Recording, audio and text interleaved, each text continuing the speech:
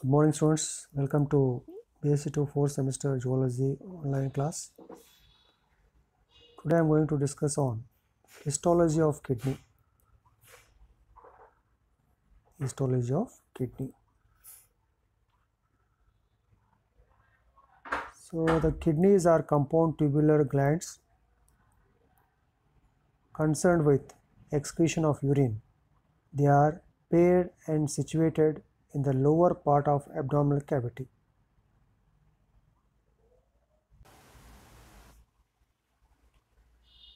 So the kidneys are compound tubular glands concerned with excretion of urine. That you know it very well.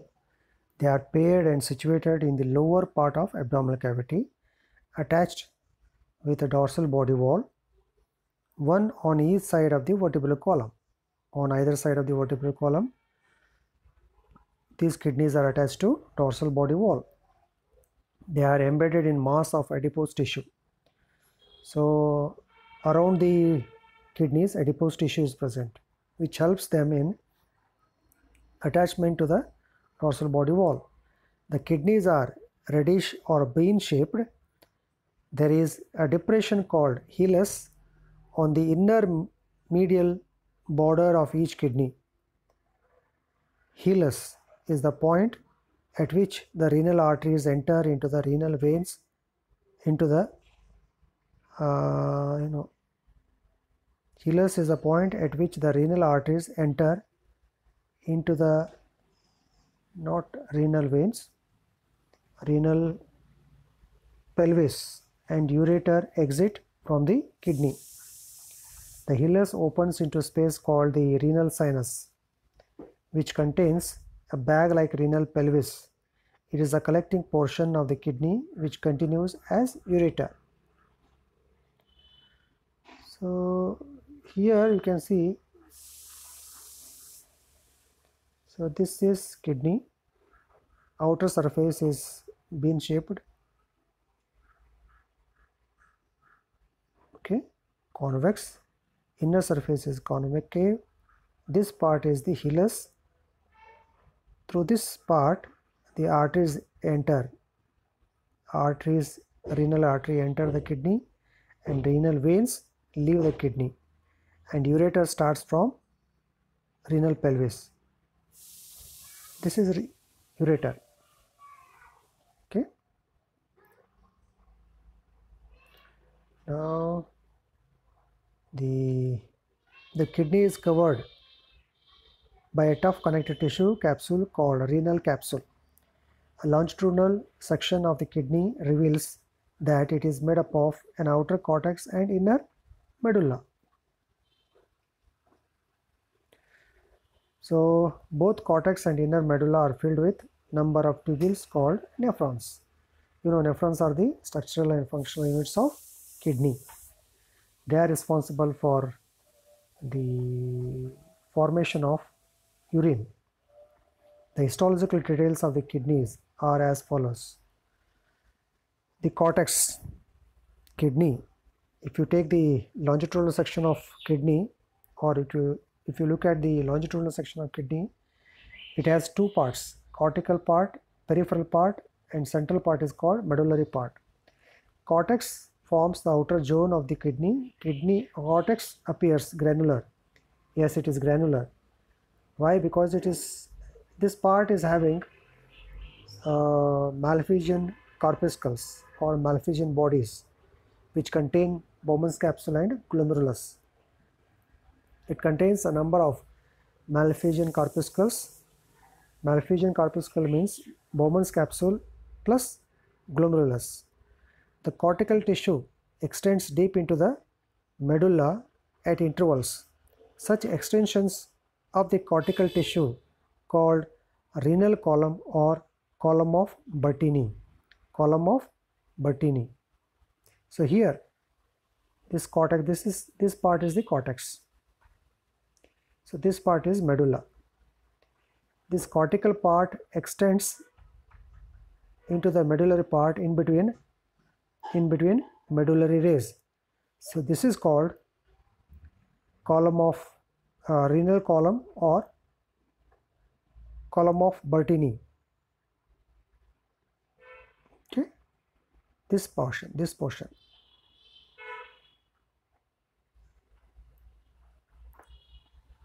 Okay, next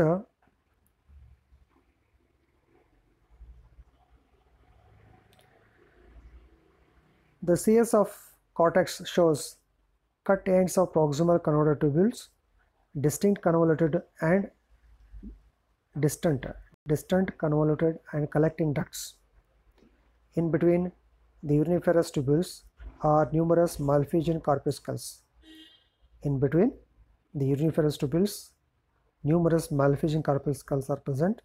Inner lining of the proximal tubule is lined by ciliated epithelium, and that of distal tubule is granular and not lined by cilia. So the difference between proximal convoluted tubule and distal convoluted tubule is proximal convoluted tubule has the cuboidal epithelial cells, and these cells are having microvilli.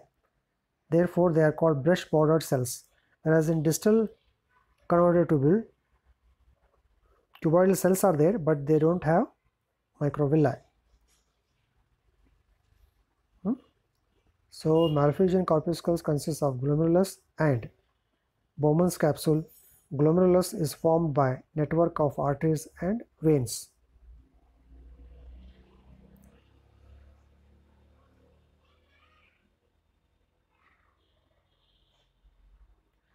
The medulla appears striated as the straight parts of the tubules running through it, radiating towards the pelvis. The presence of large number of such radiating tubules are called the medullary rays. This is an important identification feature of the medulla. So medullary part has the collecting ducts and the loop of Henle. They are radiating parts. See, they are looking. See this part. Here you can see the striations like structures, radiating tubular structures. These are the uriniferous tubules.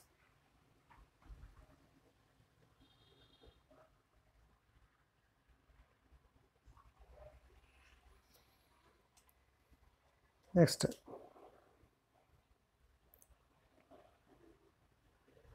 the medulla consists of triangular areas called the renal pyramids.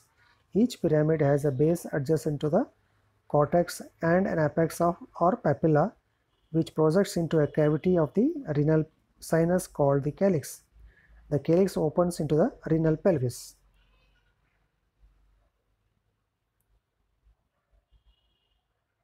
So this is renal pelvis.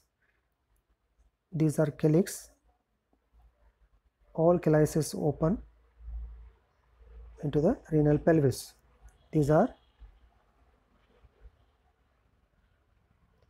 renal pyramids, or they are having pyramidal shaped structures, having the renal tubules,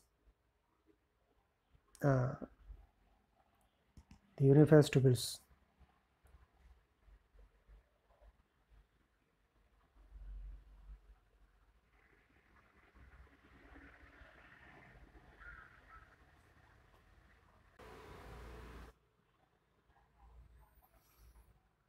Okay, the renal tubule.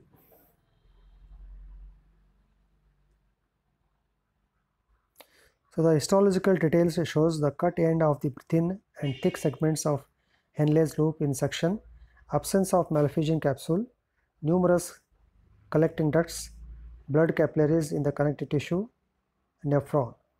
See, now let us discuss the nephron. Nephron is a structural and functional unit of kidney.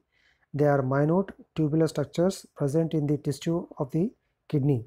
Nephron is a thin, long, coiled tube lined by a single layer of epithelial cells. Urine formation takes place in the nephrons. A nephron is divided into two regions, Malpighian corpuscle and renal tubule. So Malpighian corpuscle or renal corpuscle. It consists of glomerulus and Bowman's capsule.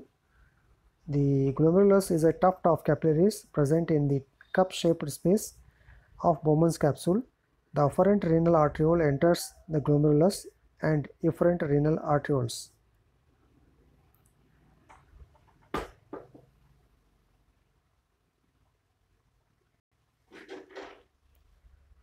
So renal arteriole enter the glomerulus and efferent renal arteriole leaves the glomerulus. Bowman's capsule, look here. So this is afferent arteriole and this is efferent arteriole. It enters the Bowman's capsule and it leaves the Bowman's capsule, efferent arteriole.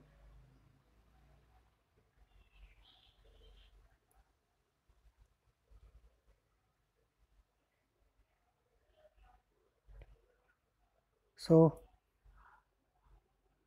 Bowman's capsule is made up of two layers, outer parietal and inner visceral layer. Each layer is formatted by squamous epithelium.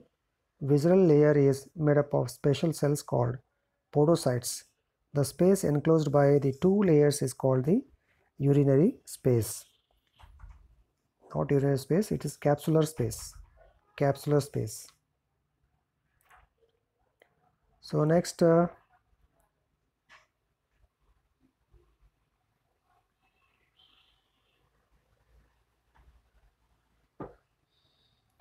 renal tubule. The renal tubule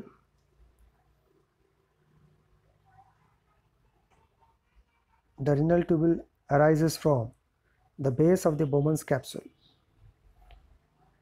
It consists of proximal carotid tubule, Henle's loop with a descending limb and thin segment and an ascending limb which is continued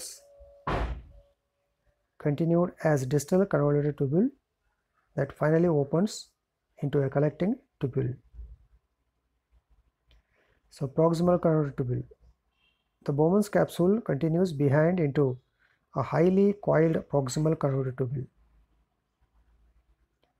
So look here, this is Bowman's capsule. Okay, so this part is the proximal carotid tubule. This is distal carotid tubule. So Bowman's capsule has two epithelial lining, parietal and visceral. This is parietal and here visceral epithelium is present.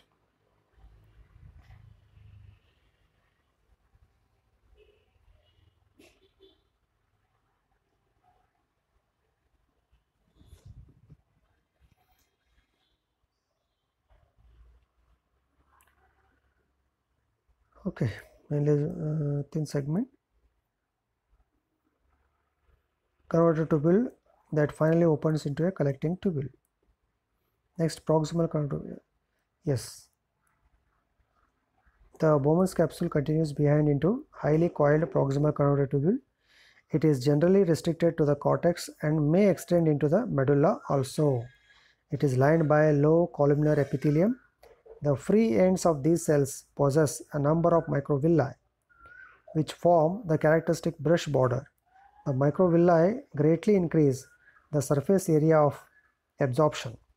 Selective reabsorption of essentials during urine formation takes place in the proximal carotid tubule. So reabsorption, tubular reabsorption takes place. Selective reabsorption, during urine formation, three important processes take place. The first one is glomerular filtration, second one is tubular reabsorption, and third one is tubular secretion. So tubular reabsorption occurs in the proximal carotid tubule. 80% of the tubular reabsorption, selective reabsorption occurs at the proximal carotid tubule. Next, Henle's loop. Henle's loop is the continuation of the proximal carotid tubule It is relatively straight, U-shaped, and situated in the medulla of the kidney. The two limbs of U are called the descending and ascending limbs. The descending limb follows the proximal carotid tubule. It is lined by cuboidal epithelial cells without brush border.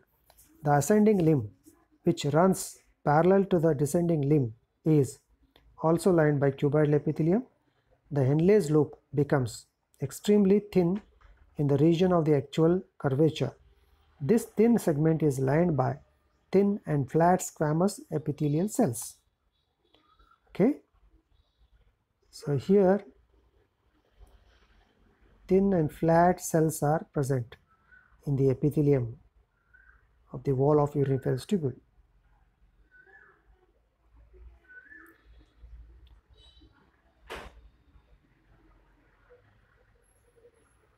Okay, so the Henle's loop becomes extremely thin region. This thin segment is lined by the thin and flat squamous epithelial cells. Selective reabsorption of essential materials, especially water, takes place in the Henle's loop.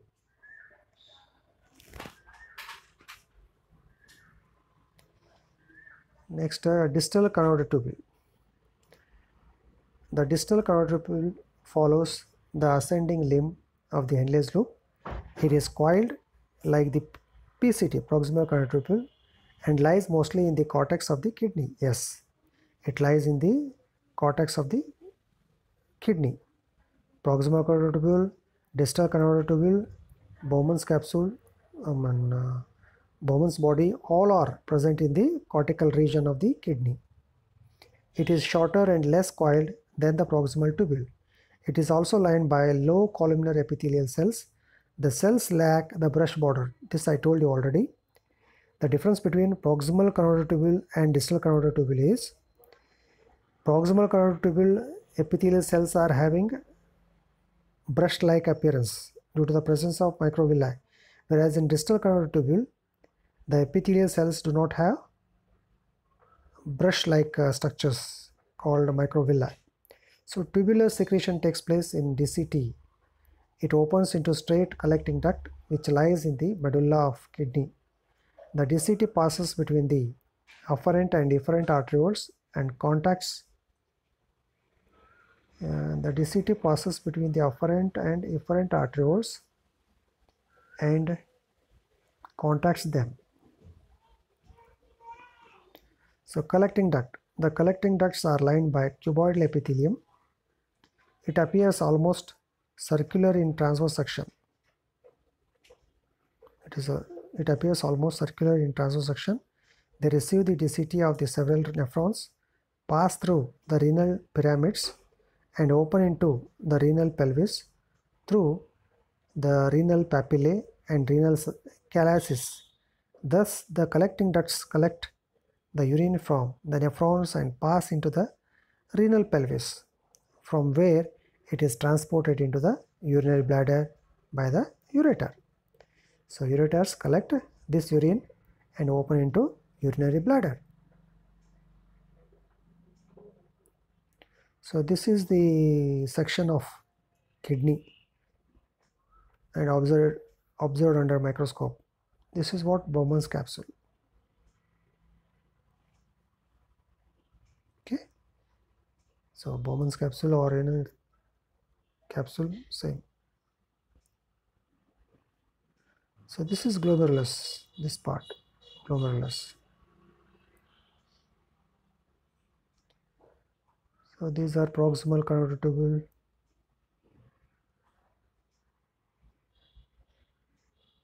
So this is not clear. So these circles are the what you call Henle's loop.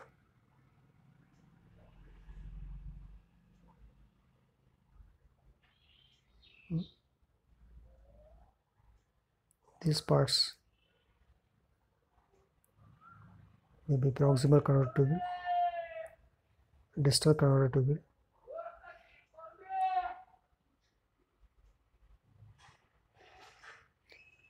So let us discuss some functions of kidney.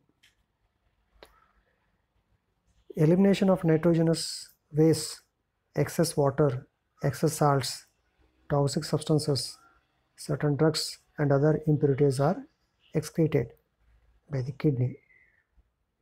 Next, the kidneys maintain a relatively stable osmotic pressure of internal environment by eliminating excess water and salts.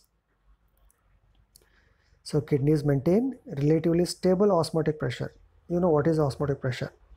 Osmotic pressure is essential for the removal of water, for taking water. Salt concentration present in the tissues helps in absorption and removal of water and salts. So kidneys maintain relatively stable osmotic pressure of internal environment by eliminating excess water and salts. Third function is kidneys maintain the acid-base balance, pH. pH of the urine is maintained. pH of the body fluids is also maintained by kidneys. You know, less than 7 is acidic, more than 7 is basic or alkaline condition. So our urine pH is slightly acidic, 6.8 something. So slightly acidic it is. So pH of the blood, and by modifying the rates of secretion of acid or alkaline phosphates depending on the need. Okay. So the pH of the blood, pH of the body fluids is maintained by kidneys. Secretion of organic acids, bases and potassium and histones, H ions, H ions, hydrogen ions. Removal of hydrogen ions increases pH of the body fluid. Increase in hydrogen ions in the body fluid increases acidic pH. So in general, kidneys maintain a homeostasis regulating osmotic pressure, acid-base balance, synthesis, secretion and excretion of nitrogenous waste. Homeostasis, it refers to maintenance of constant internal state. So these are the few functions of kidneys. Okay. Assignment. So what is Malpighian corpuscle? What is column of Bertini? Describe histological details of proximal convoluted tubule of nephrons. Look here, histological details of proximal convoluted tubule and distal convoluted tubule both are different. So that you have to understand and explain. Draw a neat label diagram of LS of kidney, longitudinal section of kidney.